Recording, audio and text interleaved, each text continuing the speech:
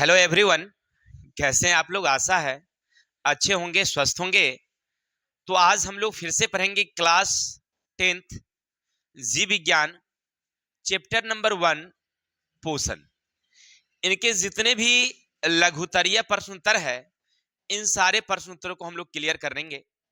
यानी हमारी भारतीय भवन जो जीव विज्ञान प्रकाशन करती है, चैप्टर नंबर 1 जो पोषण चैप्टर वो बनाई है जयप्रकर्म का, उसके जितने भी लघुतरीय क्वेश्चन हैं, इन सारे क्वेश्चन आंसर को हम लोग देखने का प्रयास करेंगे।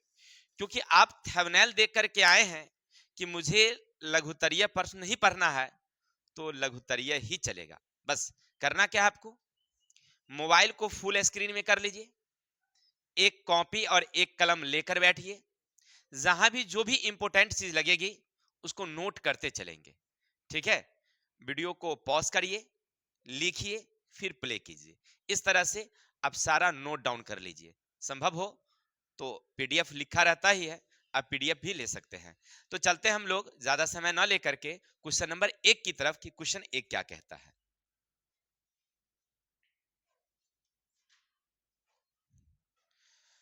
क्वेश्चन 1 है, जीवों के लिए पोषण क्यों अनिवार्य है। यानी क्वेश्चन बड़ा ही इंपॉर्टेंट है।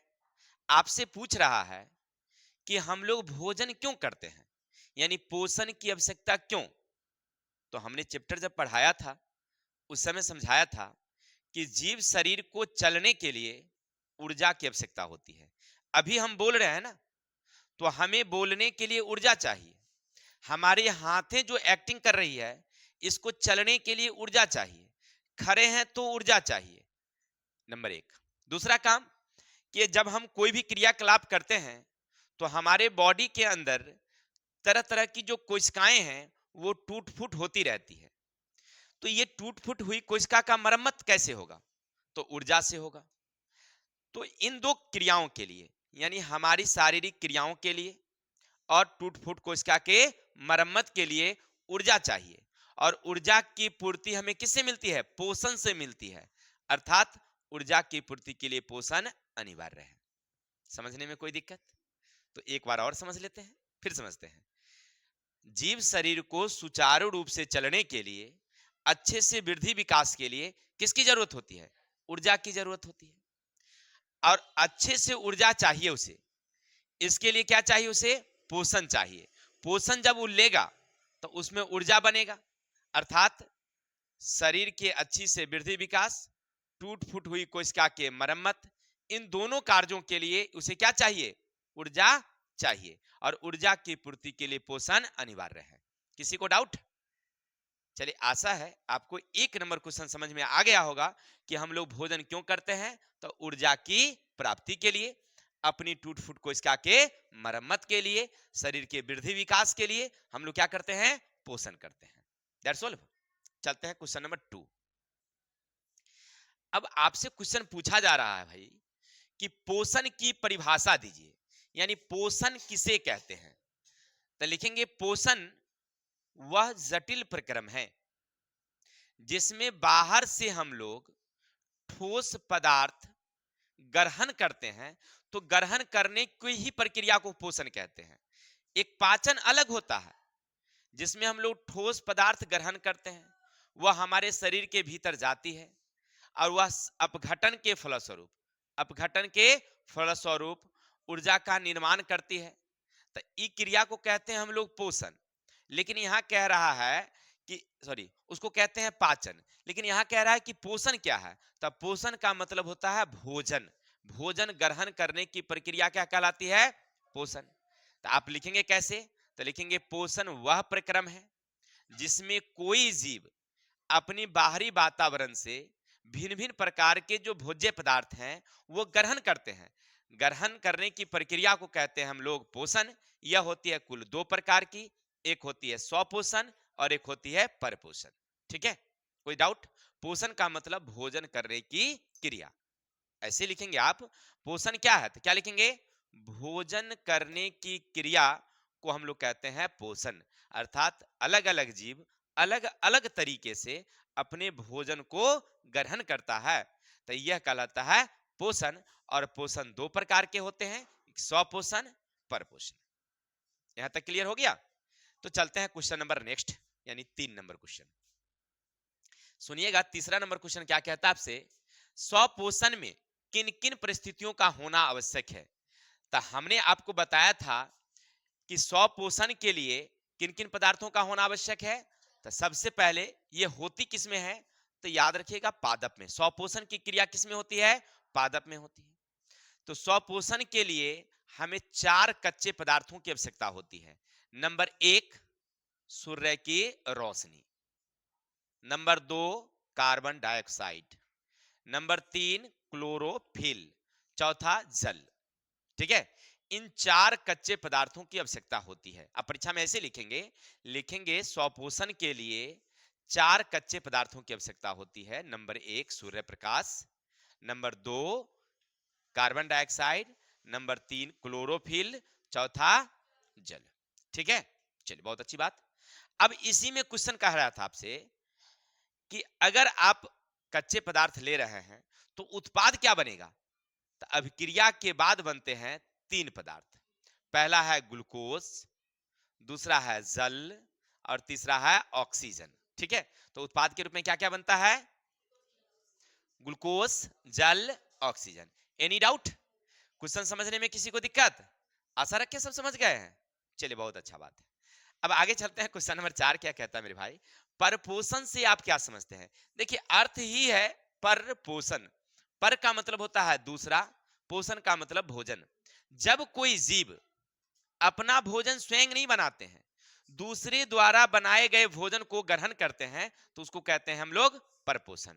जब कोई जीव अपने द्वारा भोजन नहीं बना करके दूसरे द्वारा बनाए गए भोजन को ग्रहण करते हैं, तो उसको कहते हैं हम लोग परपोषण। जितने हम लोग जंतु हैं ना, यानी मनुष्य, गाय, भैंस, कुत्ते, बिल्ली, बकरियां, मधुमक्खियां, ये सब क्या है, परपोषी जीव है। क्योंकि अपना भोजन खुद नहीं बनाते हैं, वो दूसरे द्वारा, पादप द्वारा बनाए गए भोजन को ग्रहण करते हैं। हम लोग जंतु से भी भोजन ग्रहण कर लेते हैं। जंतु से दूध ले लेते हैं, जंतु से मांस ले लेते हैं, अंडे ले लेते हैं, शहद ले लेते हैं। वह हमारे भोजन का एक अभिन्न अंग है, तो हम लोग उसे ले लेते हैं। तो हम लोग जंतु से भी लेते हैं, आप पौधे से भी लेते हैं। अनेक प्रकार के फल हैं, बीज है, अनाज है ना। तो हम लोग किससे ले लेते हैं, जंतु से ले लेते हैं। तो कहने का अर्थ है जंतु और पौधे दोनों हमारे लिए है। तो हम लोग परपोषी है, हम लोग क्या है, परपोषी है। तो यहां कहता है परपोषण क्या है, तो जब कोई जीव अपना भोजन स्वयं न बना करके, उस पर बैठ जाइए, अपना भोजन स्वयं न बना करके जब दूसरे जीवों से अपना भोजन ग्रहण करते हैं, तो उसको क्या बोलते हैं हम लोग, परपोषण। किसी को डाउट समझने में। परपोषण में हमने बताया था आपको, परपोषण में बताया था कि एक पौधा भी परपोषी होता है।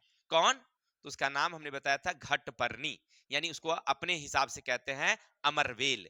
क्या कहते हैं हम लोग, अमरवेल। ठीक है, किसी को डाउट, आशा है सबको समझ गए होंगे। तो एक बार तनिक हाथ सा उठा के दिखाइए, तो हाथ भाई, बहुत अच्छा, सब लोग देखिए समझ गए हैं। चलते हैं आगे।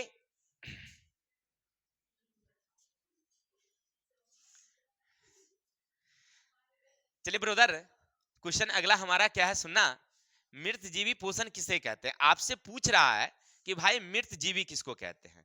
तो हमने पढ़ा था कि वैसे जीव जो मृत जीव जंतुओं से अवशोषण द्वारा अपना भोजन ग्रहण करते हैं, जैसे अमीबा, जैसे पैरामीशियम या अन्य प्रकार के कवक हैं, वो क्या है, अपना भोजन हम जैसे नहीं करते हैं, हम लोग जैसे करते हैं रोटी चावल दाल, वो नहीं करते हैं।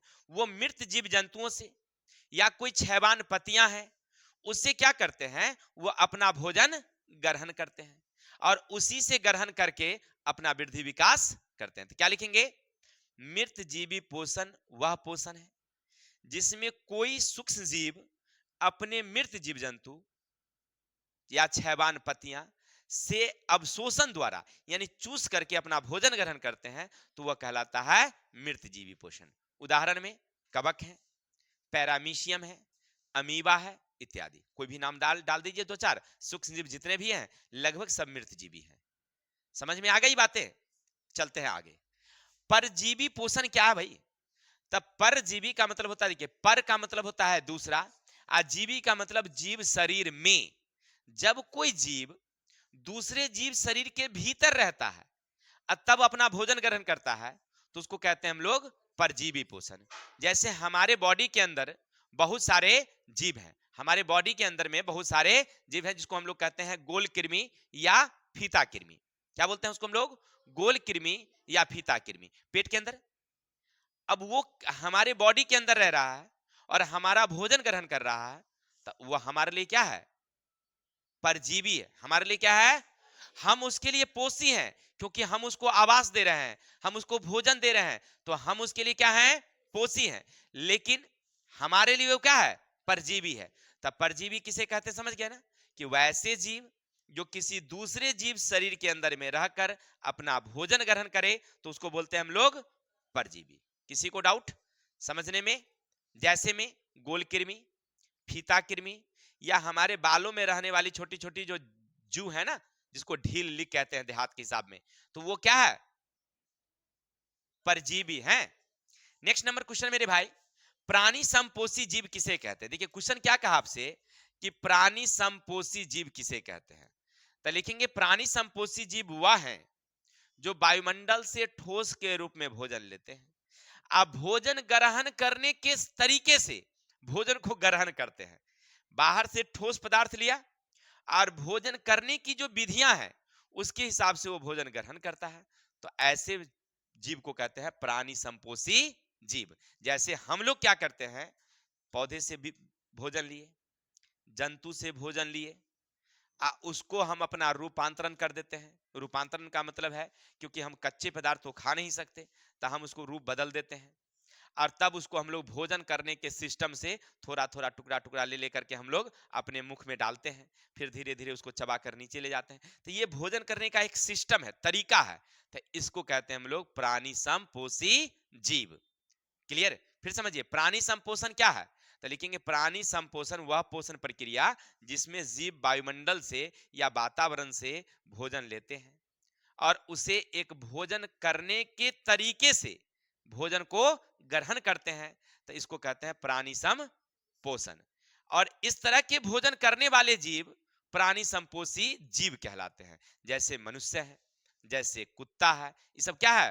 प्राणी संपोषी जीव है। That's all. तो फिलहाल आप लोग पहले 8 क्वेश्चन को देखिए, इसमें कोई डाउट हो तो हमसे पूछिए, फिर आगे चलेंगे हम लोग क्वेश्चन की तरफ। 7 तक क्वेश्चन क्लियर हो गया होगा आप लोगों को, तो चलते हैं क्वेश्चन नंबर 8 की तरफ। क्या है 8?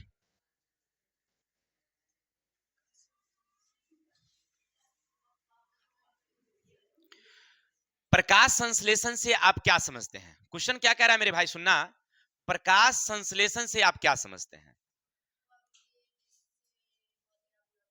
चलिए देखिए, एक बच्चे कह रहे हैं कि प्रकाश संश्लेषण वह प्रक्रम है जिसमें कोई पादप सूर्य प्रकाश की उपस्थिति में धरातल से खनिज लवण, वायुमंडल से कार्बन डाइऑक्साइड ग्रहण करते हैं और पत्ती में पाए जाने वाली क्लोरोफिल में एक रासायनिक क्रियाएं होती है, फलस्वरूप ग्लूकोज, ऑक्सीजन और जल का निर्माण करती है। ये पूरा प्रक्रम कहलाता है प्रकाश संश्लेषण। ठीक है? नहीं समझे? फिर समझते हैं। इसको ऐसे समझिए ना कि कोई पादप है, ये हमारा पादप है, धरातल से क्या लिया भाई? जल। धरातल से क्या लिया? जल। सूर्य से क्या लिया? रोशनी। अब वायुमंडल से लिया CO2, यहां से लिया H2O। अब ये तीनों कहां चला गया? पौधे की पत्ती में। वहां एक रासायनिक क्रियाएं हुई, रासायनिक क्रिया के फलस्वरूप क्या बन गया? ग्लूकोज, जल और ऑक्सीजन। ये पूरा प्रक्रम कहलाता है प्रकाश संश्लेषण। कोई डाउट? आशा है कि ये सबको मतलब समझ में आ गया होगा, दिक्कत नहीं रहा होगा। आगे हैं, पत्तियों को प्रकाश संश्लेषी अंग क्यों कहते हैं?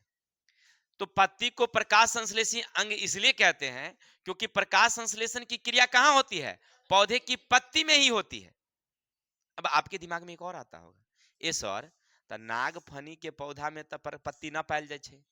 अरे पत्ती नहीं होती है ना, तो उसमें जो तना होता है ना, उसका बॉडी वही हरा होता है, तो प्रकाश संश्लेषण की क्रिया उसी तना में ही हो जाता है ना? तना में ही होता है, यानी उसका पत्ती वही है। ठीक है? तो यहां कह रहा है कि पत्ती को प्रकाश संश्लेषी अंग हम क्यों कहते हैं, तो लिखिएगा पौधे में जो प्रकाश संश्लेषण की क्रिया होती है वह पौधे की पत्ती में ही होती है, इसलिए उसको कहते हैं हम लोग प्रकाश संश्लेषी अंग। ठीक है, चलिए बहुत अच्छी बात। अब आगे पढ़ेंगे हम लोग।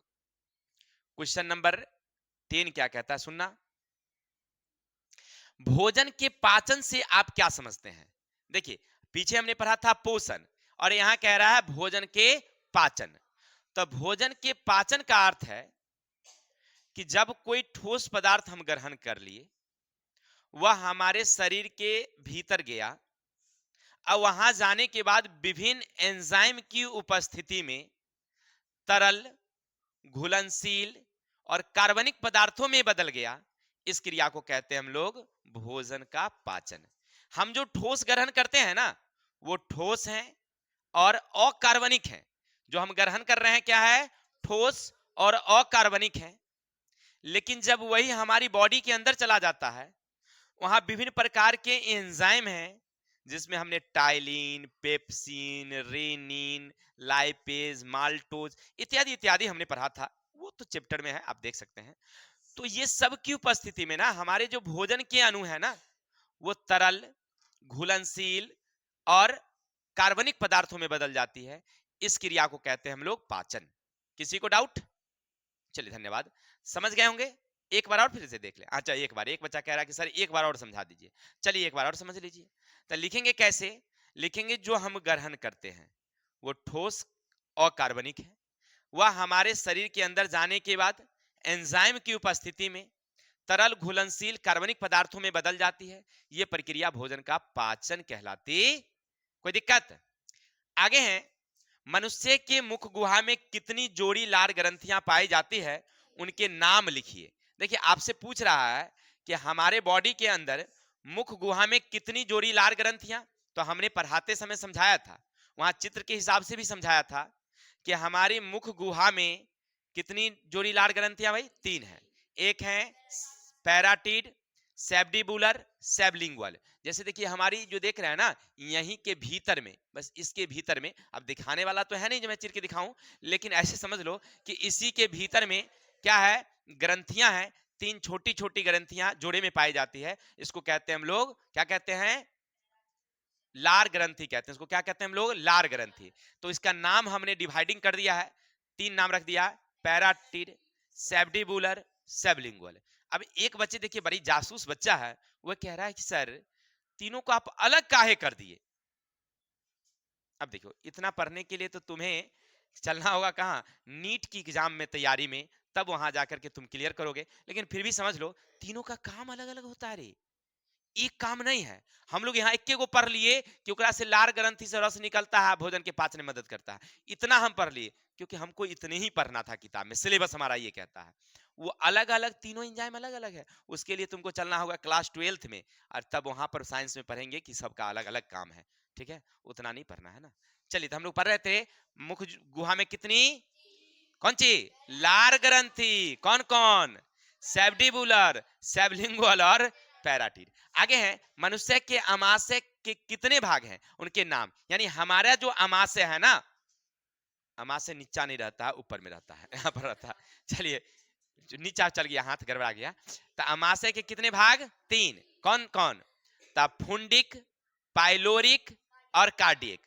हमारे अमाशय के कितने भाग? 3। कौन कौन? फुंडिक, पाइलोरिक और कार्डियक। ठीक है, चलिए आगे है, मनुष्य के छोटी आंत की लंबाई कितना होता है भाई मेरे? तो 6 से 8 मीटर होती है। मनुष्य की छोटी आंत की लंबाई कितनी? पूरे आहार नाल की लंबाई अगर मापेंगे तो पूरे आहार नाल की लंबाई होती है 10 मीटर। लेकिन छोटका अलग है, वो छोटी आंत के नाम से प्रसिद्ध है, ओकर अपन लंबाई अलग से होता है ना। कहता है 52 हाथ के अंतरी है भाई। 52 हाथ का अंतरी का मतलब हुआ, अगर नाप तौल करिएगा तो 6 से 8 मीटर होगा। किसी का तनी लम्हर होता है, किसी का तनका छोटा होता है। तो इसके हिसाब से अगर चलेंगे तो किताब की भाषा में 6 मीटर, चौड़ाई कितनी, उसकी मोटाई कितनी, तो 2.5 cm। इसके भी 3 भाग होते हैं, ग्रहणी, जेजुनम, इलियम। हमारी छोटी आंत के कितने भाग? कौन कौन? ग्रहणी, जेजुनम, इलियम। बहुत अच्छा। तो आशा है आपको इस सारे 13 क्वेश्चन समझ में आ गया होगा। इससे पहले हमने अति लघुतरिया का वीडियो दिया था, उसको भी समझ लीजिए। एग्जाम यहीं से क्वेश्चन देते हैं, ठीक है। तो अगर आप समझे रहेंगे तो एग्जाम में फोड़ने में बड़ा मजा आएगा। जाइएगा झट से लिख दीजिएगा, ठीक है। तो आज के लिए इतने ही। कल मिलेंगे हम लोग फिर नेक्स्ट वीडियो के साथ। तब तक हंसते रहिए, मुस्कुराते रहिए। हाँ, अभी तक आप वीडियो देख रहे थे, इसके लिए आपको बहुत बहुत हमारी ओर से धन्यवाद। और हमें विदा दीजिए, कल मिलेंगे नेक्स्ट वीडियो में। तब तक के लिए जय हिंद, जय भारत।